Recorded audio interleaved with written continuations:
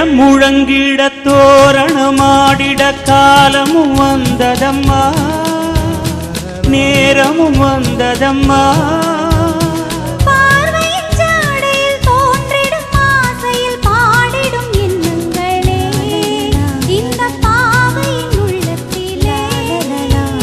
பூவிதழ் தேன் குலுங்க சிந்தும் புன்னகை நான் மயங்க, ஆயிரம் காலமும் நான் உந்தன் மார்பினில் தோரணமாய் வாழ்ந்திருப்பேன். கண்மணியே காதல் என்பது கற்பனையோ காவியமோ கண்வரைந்த ஓவியமோ?